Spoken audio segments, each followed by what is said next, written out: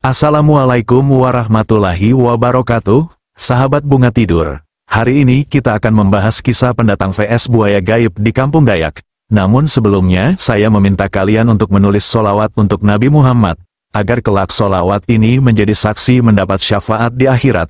Like dan subscribe ke channel ini. Terima kasih. Mari kita simak.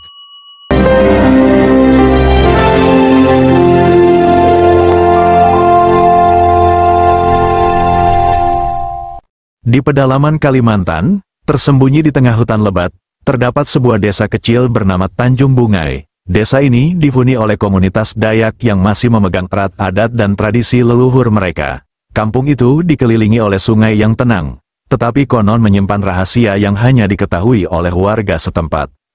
Suatu hari, 5 orang pendatang tiba di desa itu. Mereka adalah para pekerja tambang, yang dikirim oleh perusahaan besar untuk mengeksplorasi kemungkinan membuka tambang di wilayah tersebut. Dipimpin oleh seorang pria bernama Rizal, mereka membawa alat berat dan rencana besar, tetapi tidak membawa sesuatu yang lebih penting, rasa hormat terhadap alam dan tradisi. Warga desa menyambut mereka dengan dingin. Kepala adat kampung, Pak Leman, mendekati mereka dengan wajah serius.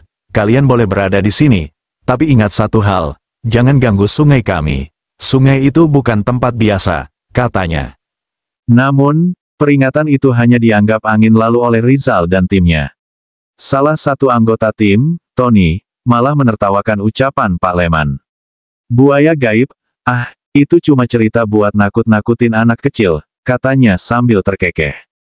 Rizal, meskipun lebih sopan, tetap tidak percaya. Baginya, tugas mereka adalah menyelesaikan pekerjaan secepat mungkin, bukan mendengarkan dongeng lama. Keesokan harinya, tim Rizal mulai bekerja. Mereka memasang alat pendeteksi di dekat sungai. Namun, sesuatu yang aneh mulai terjadi. Mesin-mesin mereka tiba-tiba berhenti bekerja tanpa alasan. Alat-alat berat yang dibawa terasa berat, seolah ada sesuatu yang menahannya.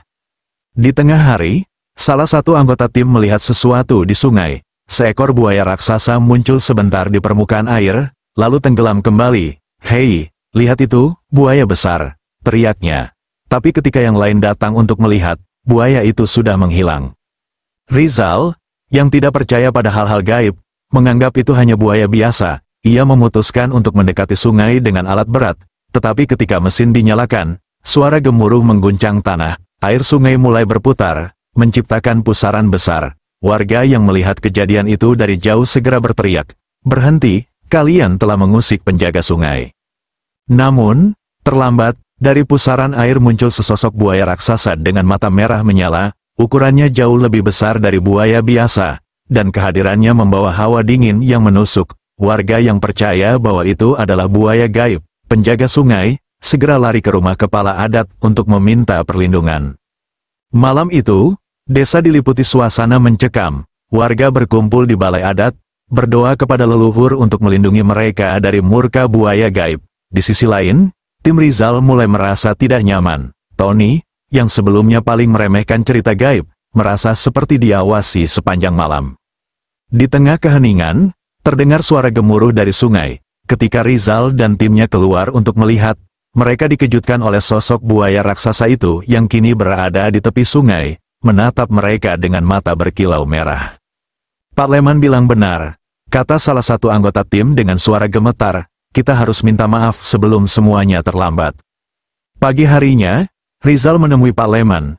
Kepala adat itu menggeleng pelan. "Kalian telah melanggar batas. Buaya itu tidak akan pergi begitu saja. Kalian harus melakukan upacara permintaan maaf dan meninggalkan tempat ini."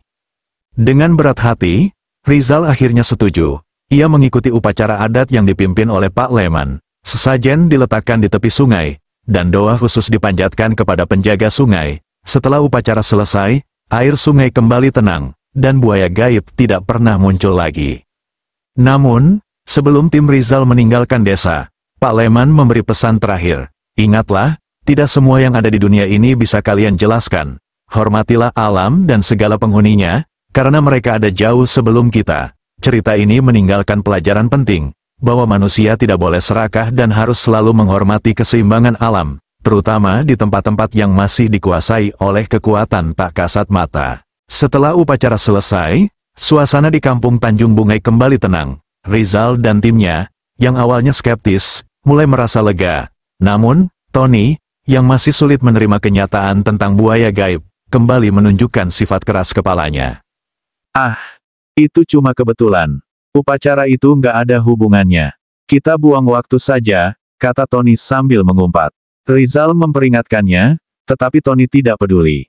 Diam-diam, ia menyelinap ke tepi sungai di malam hari, berencana memancing buaya besar itu untuk membuktikan kalau semua cerita itu hanya mitos.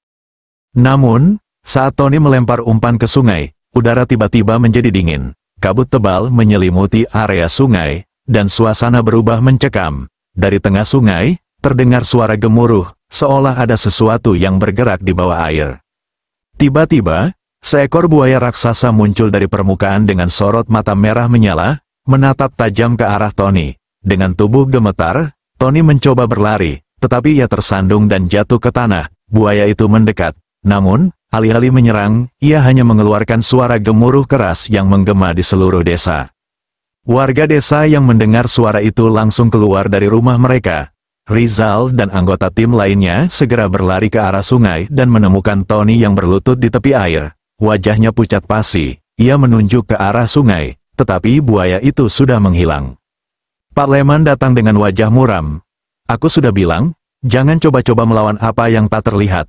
Penjaga sungai sudah memberi peringatan terakhir. Kalau kalian masih melanggar, bukan hanya kalian yang kena, tapi seluruh desa ini akan hancur. Rizal, yang kini mulai benar-benar percaya, meminta maaf atas tindakan Tony. Ia berjanji akan menyelesaikan pekerjaannya tanpa mengusik sungai lagi. Namun, Pak Leman menggeleng pelan. Kalian sudah melangkah terlalu jauh. Penjaga sungai tidak akan tenang sampai kalian pergi dari sini. Malam itu, desa kembali diliputi ketegangan. Kabut tebal muncul lagi, dan suara gemuruh terdengar dari arah sungai. Warga desa, yang ketakutan, berkumpul di balai adat. Mereka membawa sesajen dan melakukan doa bersama untuk menenangkan penjaga sungai. Sementara itu, Rizal mulai merasa ada sesuatu yang lebih besar di balik kejadian ini. Ia mendekati Pak Leman dan bertanya, apa sebenarnya rahasia sungai ini? Mengapa buaya itu begitu marah pada kami?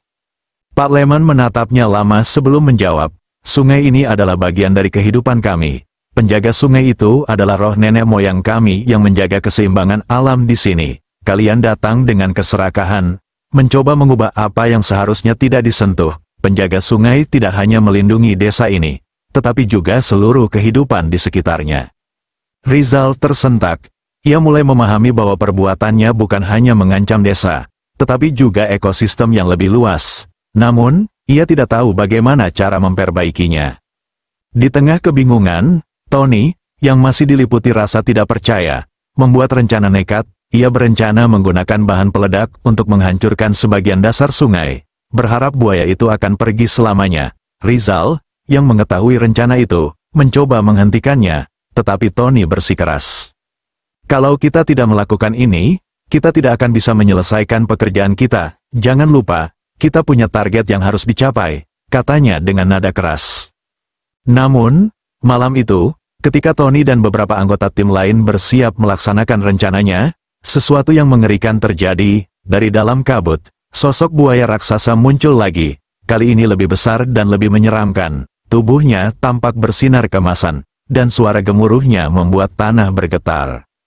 Rizal dan warga desa yang melihat kejadian itu hanya bisa menatap dengan ngeri. Pak Leman, yang menyaksikan dari kejauhan, menggumam pelan, penjaga sungai telah marah besar. Kini kita semua dalam bahaya. Malam itu, suasana kampung Tanjung Bungai terasa mencekam. Sosok buaya gaib yang raksasa berdiri tegak di tengah sungai. Matanya memancarkan cahaya merah menyala. Gemuruh air sungai semakin keras, seolah-olah sungai itu sendiri marah. Tony, yang berusaha kabur dengan alat peledak di tangannya, terpaku di tempat, tubuhnya gemetar hebat. Pak Leman maju dengan membawa sesajen. Ia berdiri di tepi sungai dan berlutut, mengangkat kedua tangannya ke arah buaya gaib. Dengan suara lantang, ia memohon, wahai penjaga sungai, ampunilah mereka yang tidak tahu. Kami hanya manusia kecil yang penuh dosa. Lindungilah desa ini dari kemarahanmu. Namun, buaya gaib itu tak merespons. Air sungai malah semakin bergejolak. Pak Leman menoleh ke arah Rizal dan berkata, hanya kalian yang bisa menyelesaikan ini. Akuilah kesalahan kalian. Tinggalkan sungai ini dan biarkan dia menjaga apa yang sudah menjadi tugasnya. Rizal maju dengan perlahan, napasnya berat. Ia berdiri di samping Pak Leman dan berteriak ke arah buaya gaib. Kami minta maaf, kami tidak tahu betapa pentingnya sungai ini bagi kehidupan kalian dan desa ini. Kami salah karena mengusik alam. Mulai sekarang, kami bersumpah tidak akan merusak lagi. Air sungai mulai tenang, tetapi buaya itu belum bergerak. Rizal menoleh ke Tony, yang masih memegang alat peledak. Buang itu, kalau kau tetap keras kepala, kita semua akan hancur. Dengan tangan gemetar, Tony akhirnya melempar alat peledak itu ke tanah. Ia berlutut dan menangis, mengakui kesalahannya. Aku salah, aku minta maaf. Cahaya merah di mata buaya perlahan memudar, berganti dengan kilauan keemasan yang lembut. Tubuhnya mulai menyusut hingga menjadi buaya biasa. Ia perlahan masuk ke dalam sungai dan menghilang di kedalaman, meninggalkan sungai yang kini tenang. Pak Leman menarik napas lega. Penjaga sungai telah memaafkan kita. Tapi ingat, ini adalah peringatan terakhir. Jangan pernah lagi ada yang mencoba melawan alam. Keesokan harinya, Rizal dan timnya meninggalkan kampung Tanjung Bungai. Mereka membatalkan proyek yang merusak sungai dan melaporkan kepada perusahaan bahwa area itu harus dilindungi. Rizal merasa hatinya lebih tenang, sementara Tony berjanji untuk berubah menjadi pribadi yang lebih baik. Desa kembali damai, dan sungai itu tetap menjadi tempat suci bagi warga Dayak. Pak Leman tersenyum saat melihat anak-anak bermain di tepi sungai. Ia tahu bahwa penjaga sungai akan selalu ada untuk melindungi mereka, selama manusia menjaga keharmonisan dengan alam. Cerita ini mengajarkan bahwa manusia tidak seharusnya melawan alam, melainkan hidup berdampingan dan menghormati keseimbangannya. Keserakahan hanya akan membawa kehancuran, tetapi dengan kerendahan hati dan penyesalan, kedamaian bisa tercapai.